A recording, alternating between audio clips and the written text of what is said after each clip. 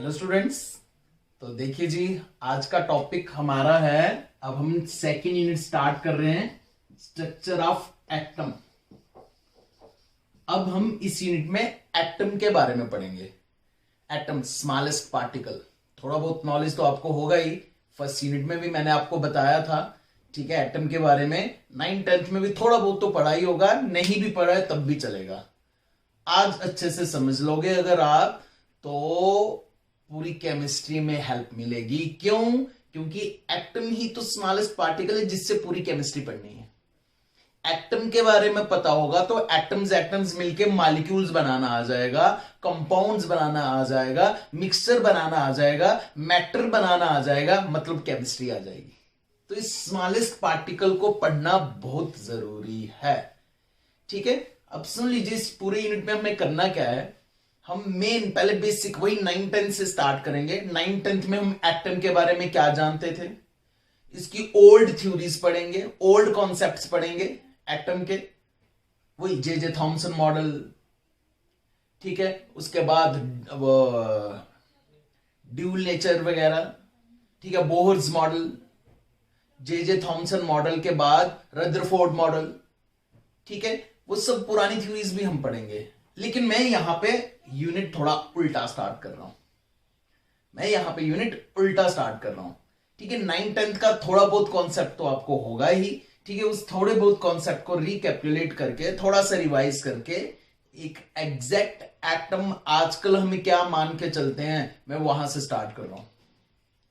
ठीक है, वो ओल्ड थ्योरीज जे थॉमसन वगैरह वो हम लास्ट में पढ़ेंगे, वो ऐसे भी पढ़ी है 9th-10th में, पढ़नी हुई है हमें। लेकिन मैं एग्जैक्ट एटम का मॉडल आजकल हम क्या मान के चलते हैं, मैं न्यू मॉडल से स्टार्ट करूंगा। लेकिन थोड़ा बहुत पहले 9th-10th का पता होना चाहिए। तो बच्चों, एटम में हमने 3 फंडामेंटल पार्टिकल्स बोले हैं, electrons, protons and neutrons. Electrons negative charge के, प्रोटॉन्स पॉजिटिव चार्ज के, और ये आगे न्यूट्रल चार्ज के। ठीक है, जो 9th-10th में आपने पढ़ा था, मैं अभी उसी की बात करूंगा। मैं ओल्ड मॉडल्स की बात ही नहीं कर रहा। ठीक है, मैं 9th-10th की बात कर रहा हूं। 9th-10th में आपने पढ़ा था, सेंटर में न्यूक्लियस होता है। सेंटर में न्यूक्लियस होता है, उस न्यूक्लियस में होते हैं प्रोटॉन्स एंड न्यूट्रॉन्स। प्रोटॉन्स और न्यूट्रॉन्स, पॉजिटिव चार्ज और न्यूट्रल चार्ज वाले पार्टिकल्स न्यूक्लियस में एक जगह पे इकट्ठे हो गए हैं।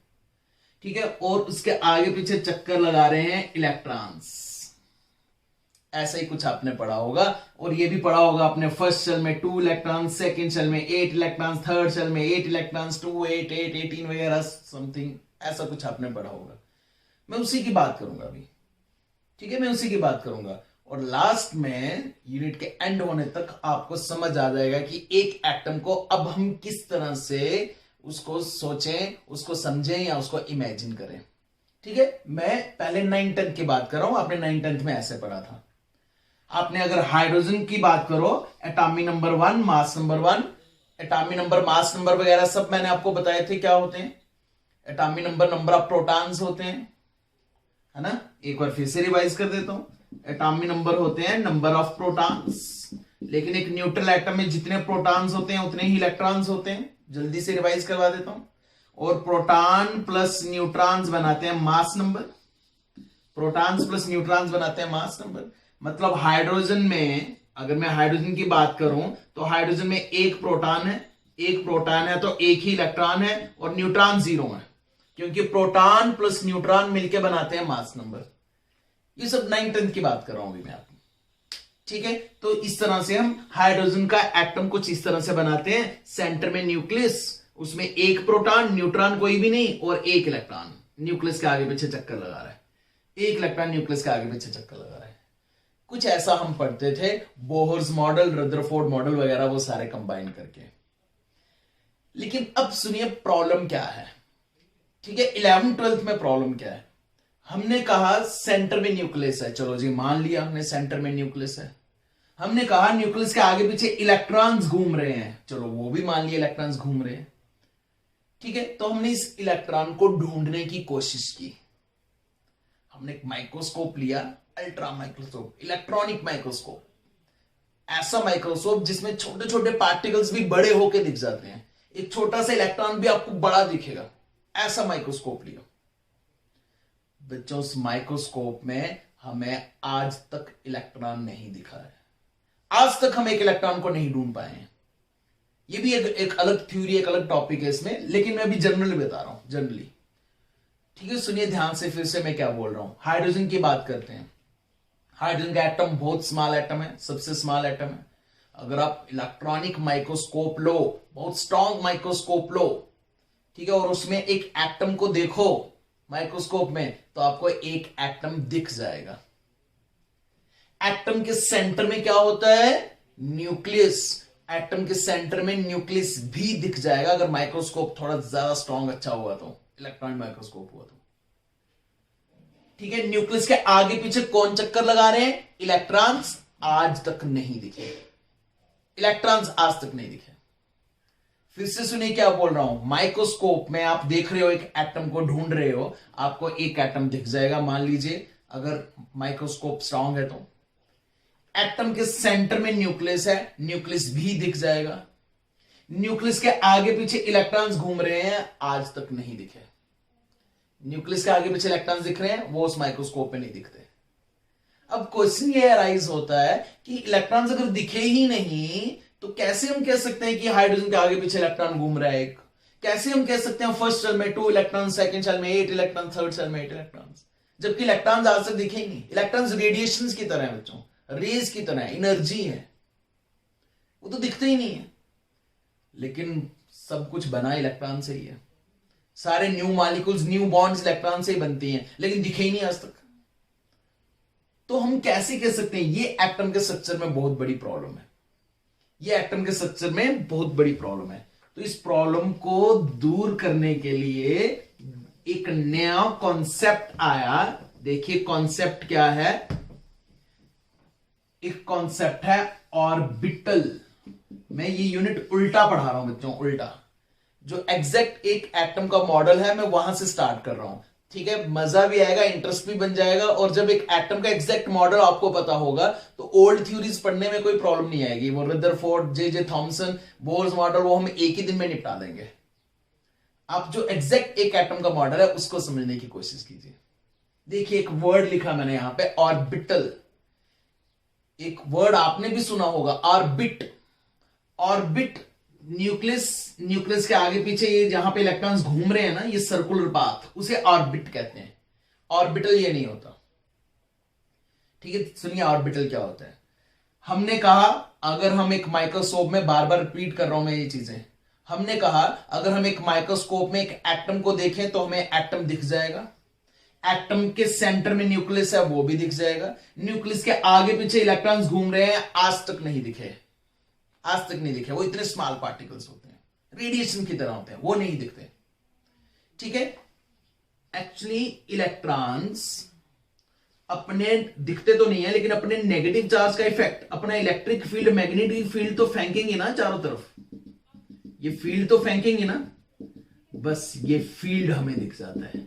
ऐसे कुछ स्पॉट्स हमें दिख सकते हैं, यहां पे कहीं पे भी इलेक्ट्रॉन हो सकता है, ये इस एरिया में, ये इस एरिया में, बस इसी को ऑर्बिटल कहते हैं, इसी को ऑर्बिटल कहते हैं।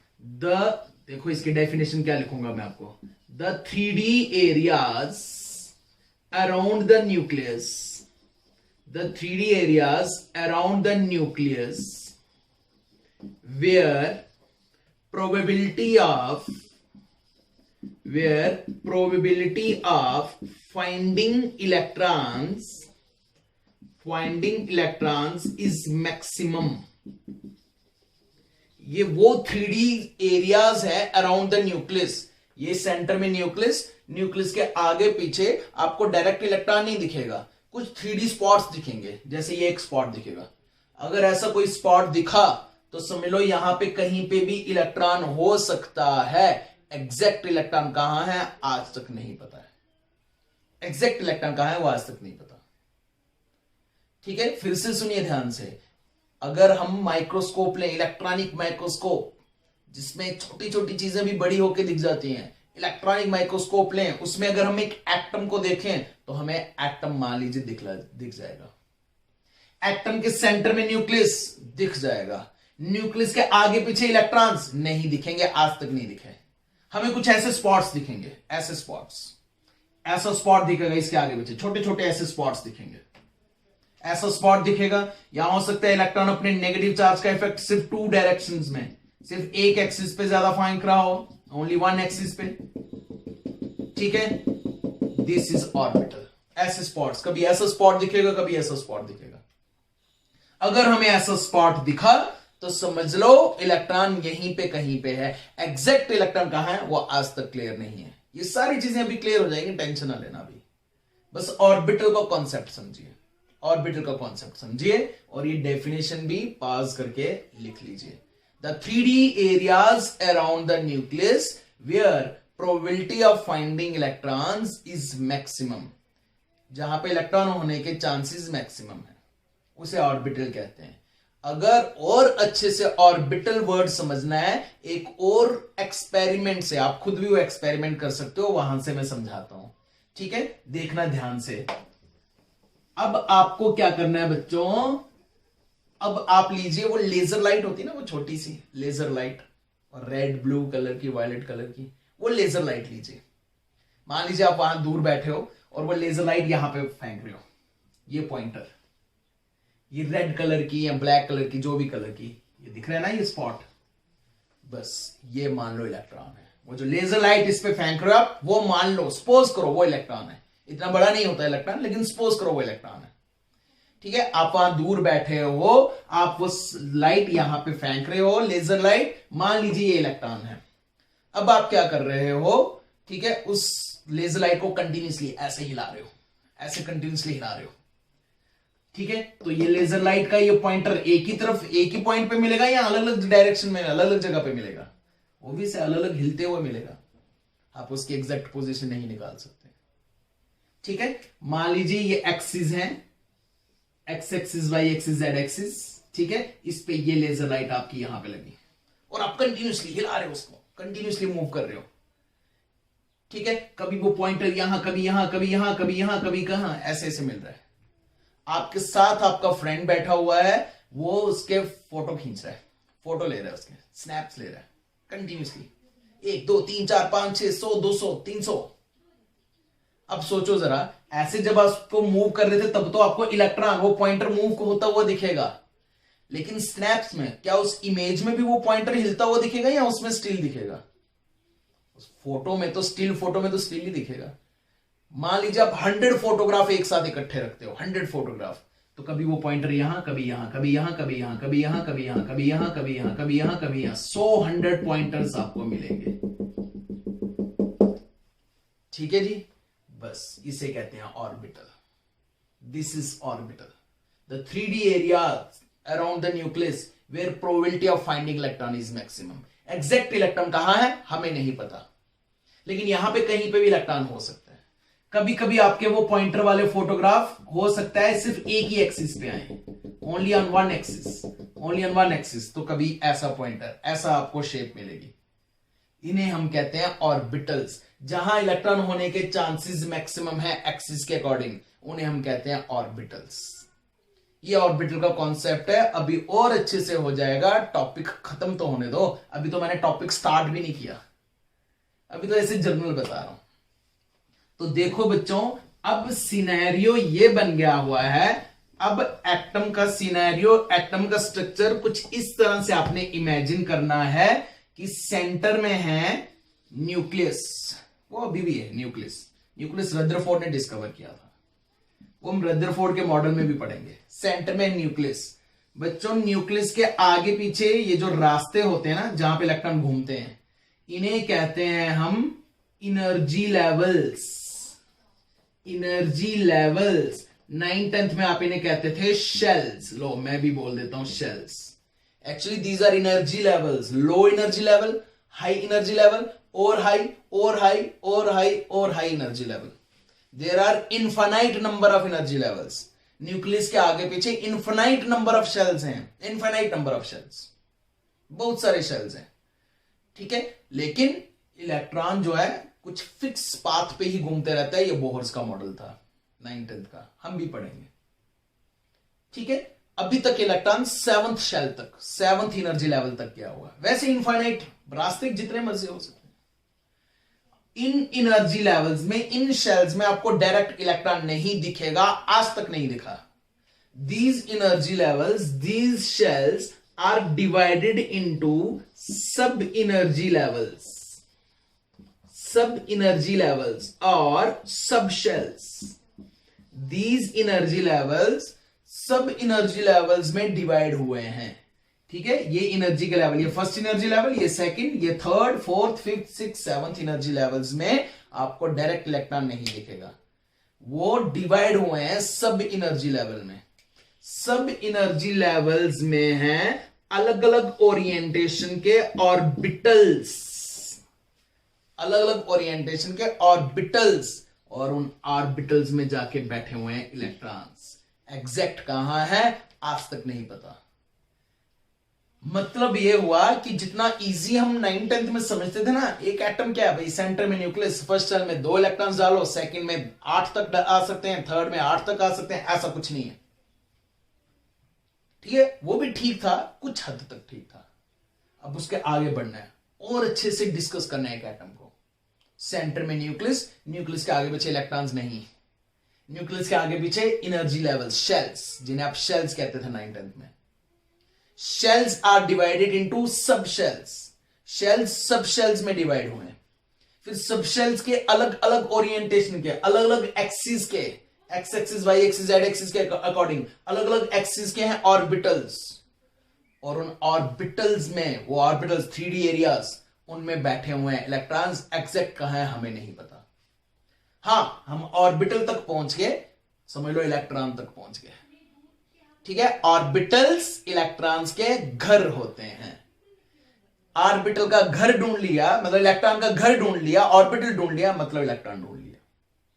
ठीक है जी। एक बिल्डिंग है, building divided into rooms, building को रूम्स में डिवाइड किया हुआ है। ठीक है, building is divided into rooms, rooms में पड़े हुए हैं डेस्क, और डेस्क पे बैठे हुए हैं स्टूडेंट्स। ये आप स्टूडेंट्स, एग्जैक्ट स्टूडेंट्स कहां हैं आज तक नहीं पता, वो मूव करते रहते हैं ना, कभी डेस्क पे बैठते हैं, कभी बाहर चले जाते हैं।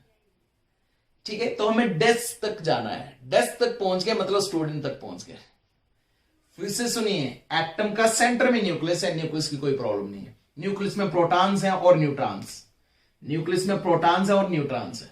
न्यूक्लियस के आगे पीछे हैं बिल्डिंग्स, अलग अलग buildings, energy levels. Building is divided into rooms, सब एनर्जी लेवल्स। रूम्स में पड़े हुए हैं डेस्क, ऑर्बिटल्स, और उन डेस्क पे बैठे हुए हैं स्टूडेंट्स, मतलब ऑर्बिटल में बैठे हुए हैं इलेक्ट्रॉन्स। एग्जैक्ट कहां है आज तक क्लियर नहीं है। मतलब अगर आपको एक एटम का कंप्लीट नॉलेज चाहिए, अगर आपको एक एटम की फुल इंफॉर्मेशन चाहिए, तो आपको ये सारी इंफॉर्मेशन होनी चाहिए। ठीक है, कार्बन का atomic number 6, mass number 12, carbon में 6 प्रोटॉन्स, वो तो न्यूक्लियस में ही है, 6 इलेक्ट्रॉन्स, उन 6 इलेक्ट्रॉन का शेल, 6 इलेक्ट्रॉन का सब शेल, 6 इलेक्ट्रॉन का ऑर्बिटल, और ऑर्बिटल में कितने कितने इलेक्ट्रॉन, सब क्लियर होना चाहिए। बिल्डिंग, रूम में डेस्क, और डेस्क पे कितने कितने स्टूडेंट, कैसे कैसे अरेंज है, सब क्लियर होना चाहिए। बहुत कंफ्यूजन है। ऐसा कुछ सिनेरियो है अब एक एटम का, ऐसा कुछ सिनेरियो, और ये समझ लोगे तो ओल्ड थ्योरीज में हमें कोई प्रॉब्लम नहीं आएगी। ठीक है, ये समझना हमें 2 डेज में लाके, एक दिन में नहीं समझ आएगा, 2 डेज में लाके स्टिल करके, पॉज करके ये सब लिख लो। एक एटम अब कुछ ऐसा है, और अब हम एक ऐसा टॉपिक पढ़ेंगे, एक ऐसा टॉपिक पढ़ेंगे जिससे हमारी ये सब चीज क्लियर हो जाए। ठीक है जी, ये सब क्लियर हो जाए, कैसे हमने शेल, कैसे सब शेल, कैसे ऑर्बिटल ढूंढना है। ठीक है जी।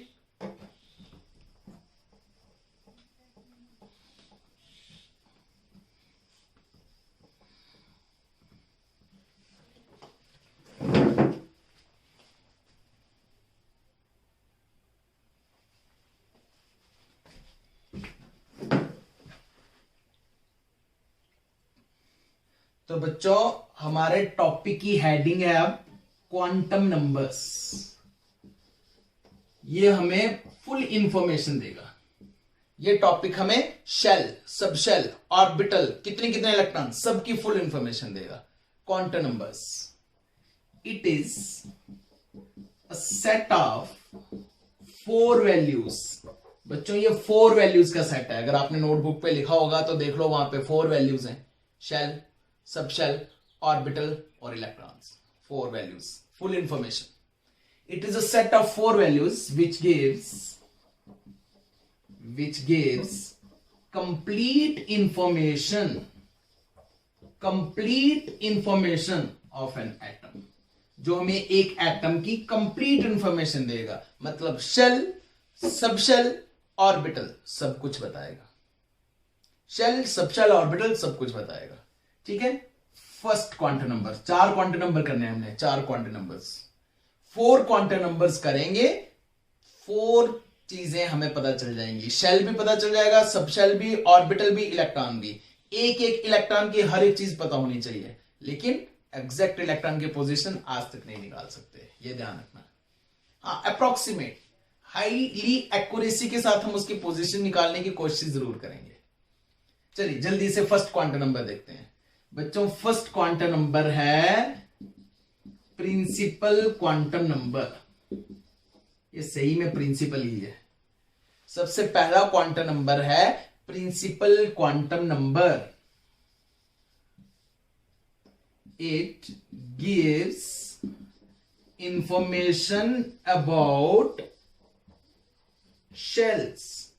ये हमें किसकी इंफॉर्मेशन देता है बच्चों? शेल्स की। शेल्स बोले तो एनर्जी लेवल्स, न्यूक्लियस के आगे पीछे जो एनर्जी लेवल्स हैं, इनफाइनाइट एनर्जी लेवल है, ये हमें उसकी इंफॉर्मेशन देता है।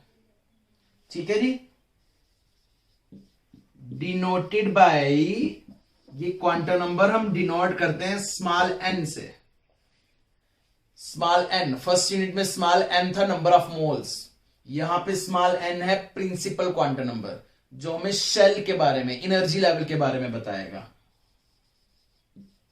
वैल्यू ऑफ एन, एन की वैल्यू, स्मॉल एन की वैल्यू। बच्चों एन की वैल्यू होती है simple natural numbers, 1 2 3 4 5 6 7 8 9 so on so on so on। N की ये वैल्यू हो सकती है 1.5 2.5 3.5, ऐसे नहीं हो सकती। 1 2 3 4 5, -1 -2 वो भी नहीं हो सकती। Simple natural numbers 1 2 3 4 5। ठीक है, और सिंपल है n equal to 1 first shell. Simple, खत्म। अगर आपको n की वैल्यू पता है, आप शेल बता सकते हो एक इलेक्ट्रॉन का। n की वैल्यू 2 सेकंड शेल, n की वैल्यू 3 थर्ड शेल। अगर n की वैल्यू 7 हो तो सेवंथ शेल। ध्यान रहे, 7 शेल्स नहीं, सेवंथ, 7वें शेल की बात कर रहे हैं। अगर n की वैल्यू 4 हो तो fourth shell, first second third fourth, fourth की बात कर रहे हैं। 4 शेल्स नहीं, फोर्थ शेल। n की वैल्यू 1 मतलब फर्स्ट शेल, एक शेल नहीं, फर्स्ट शेल। बस ये बताता है हमें। अगर फिफ्थ शेल है तो n की वैल्यू क्या होगी? अपने आप से क्वेश्चन कीजिए। अगर फिफ्थ शेल है तो n की वैल्यू क्या होगी? 5। सिंपल। n हमें शेल के बारे में बताता है। अगर आपको इलेक्ट्रॉन के n की वैल्यू पता है तो आप उस इलेक्ट्रॉन का शेल बता सकते हो। मान लो इलेक्ट्रॉन 6th शेल में है तो आप उसके n की वैल्यू 6 बोलोगे, खत्म। ठीक है, बस यही था। ठीक है जी, सिंपल है ना। एक लास्ट पॉइंट और लिख लीजिए इस क्वांटम नंबर के लिए। लास्ट पॉइंट है बच्चों, maximum electrons in a shell.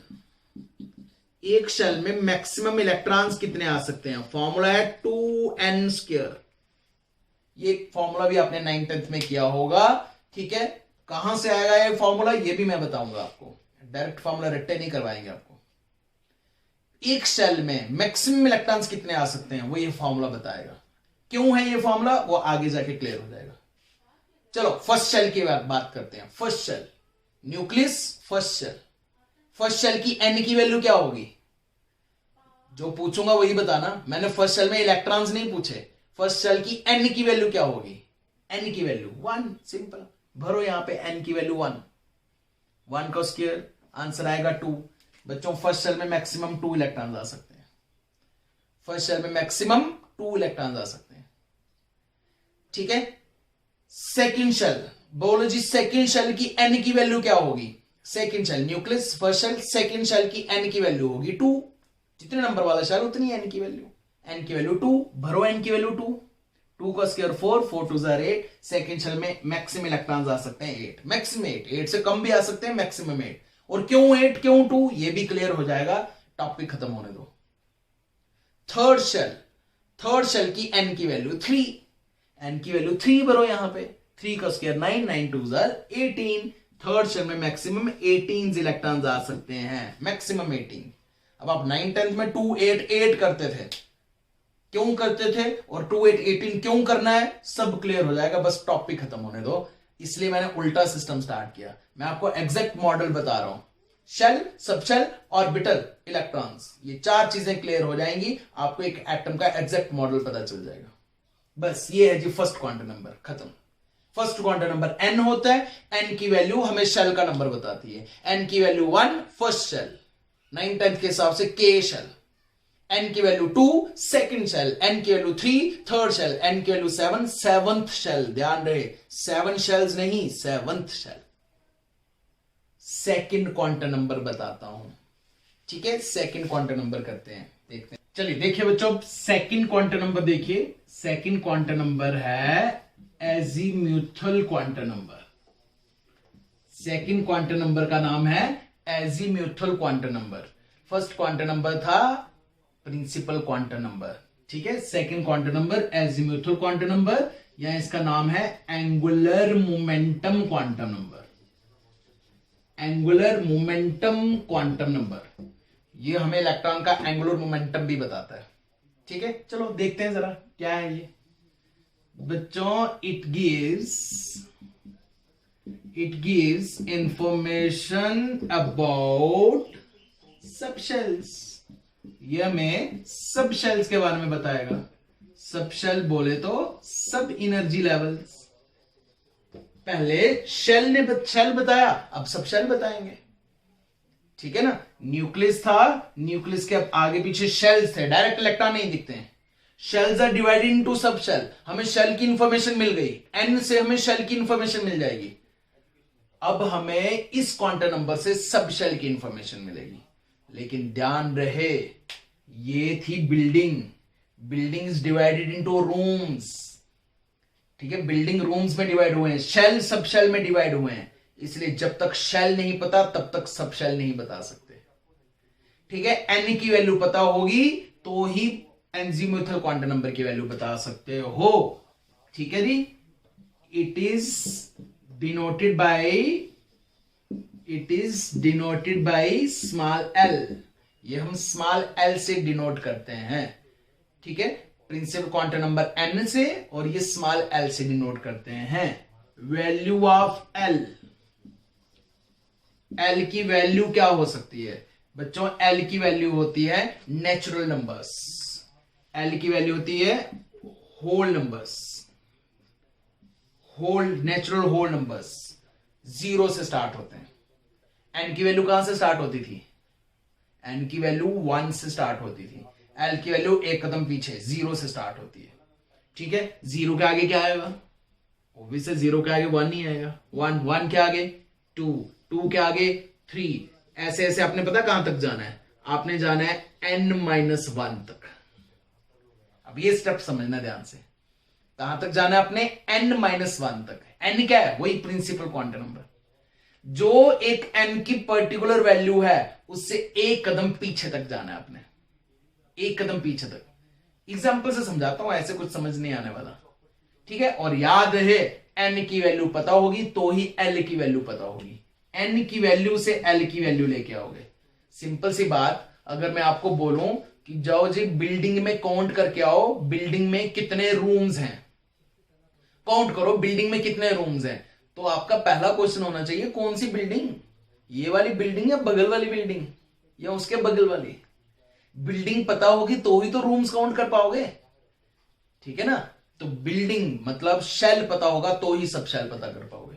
हम इलेक्ट्रॉन तक पहुंचने की कोशिश कर रहे हैं, हम स्टूडेंट तक पहुंचने की कोशिश कर रहे हैं। पहले शेल, फिर सब शेल, फिर ऑर्बिटल, ऑर्बिटल तक पहुंच गए मतलब इलेक्ट्रॉन तक पहुंच गए। अभी पहले हमने शेल की इंफॉर्मेशन निकाली, अब सब शेल की इंफॉर्मेशन, आगे ऑर्बिटल तक पहुंचने की कोशिश करेंगे। ठीक है, चलिए एग्जांपल देखिए ध्यान से जल्दी से। फॉर एग्जांपल, जो भी छोटी मोटी चीजें साइड पे लिखता हूं ना, लिखा करो। ठीक है, वीडियो चल रही है, आप रुक के उसको स्टॉप करके भी देख सकते हो। साइड वाली छोटी मोटी चीजें मिस ना किया करो। फॉर एग्जाम्पल, एन की वैल्यू है जी 2। फॉर एग्जाम्पल एन की वैल्यू 2, बताओ जी इसका क्या मीनिंग है। अब सुनना ध्यान से, मैंने क्या पूछा, मैंने पूछा एन की वैल्यू 2 का क्या मीनिंग है। अब आप एल की वैल्यू निकालना स्टार्ट ना कर देना, मैंने इसका मीनिंग पूछा है। एन की वैल्यू 2 का मीनिंग है सेकंड शेल। 2 शेल्स नहीं, सेकंड शेल। एन की वैल्यू हमें शेल्स बताती हैं। एन की वैल्यू 2 का मीनिंग है second energy level. Second energy level 9/10 के हिसाब से एल शेल, एल शेल है ना, KLMN ऐसे लिखते थे ना, शेल। 9/10 के हिसाब से ये हमें शेल बताता है। 9/10 के हिसाब से हम इसे एल शेल कहते थे। ठीक है, अब हमें सब शेल, डायरेक्ट शेल में इलेक्ट्रॉन नहीं दिखेगा, shells are divided into subshell. हम बात कर रहे हैं nucleus, first shell, second shell की। सेकंड शेल कितने सब शेल्स में डिवाइड हुआ है, हर एक शेल के सब शेल्स हैं।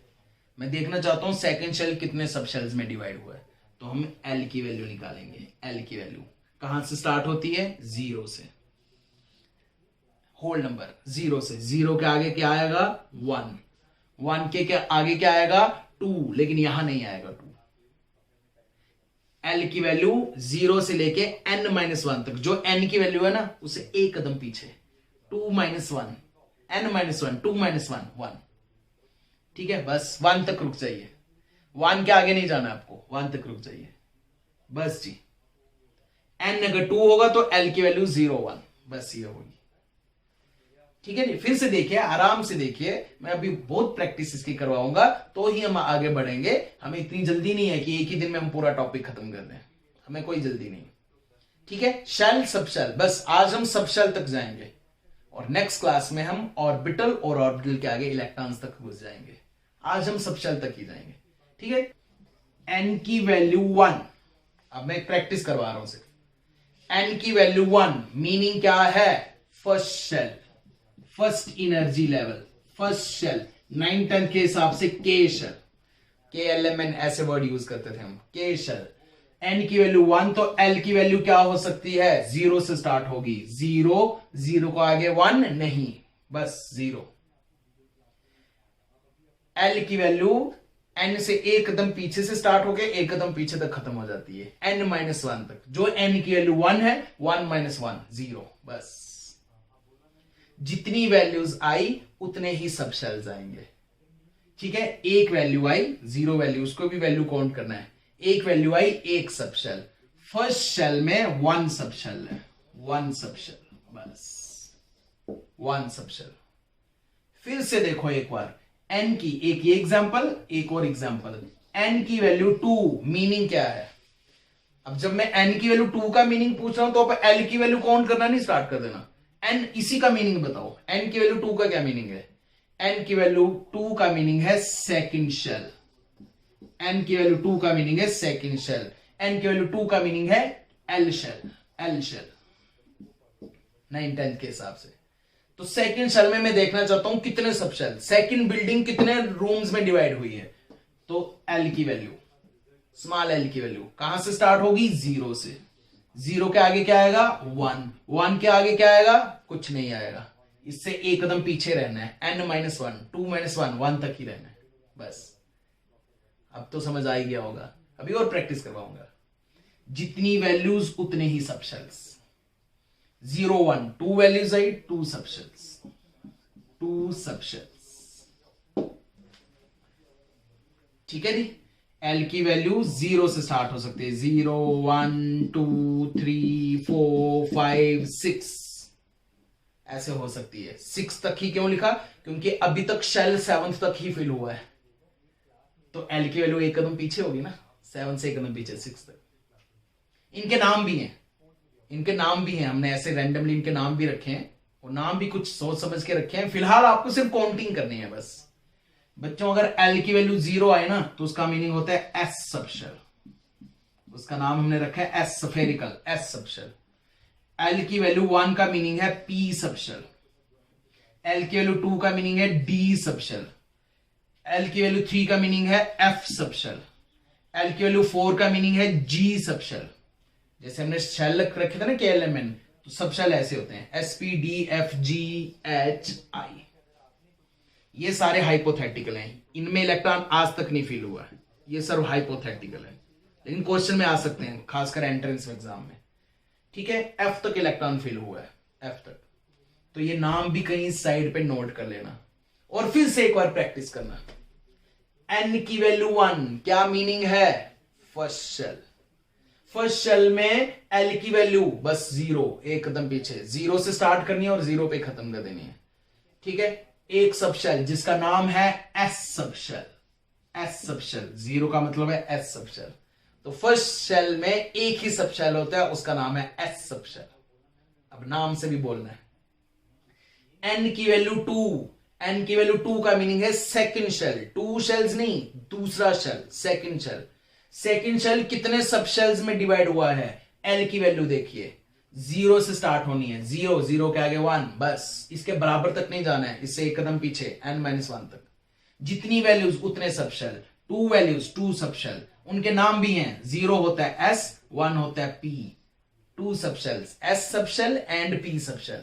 सेकेंड शेल में 2 सबशेल हैं, S भी है और P भी है, बस सिंपल सा।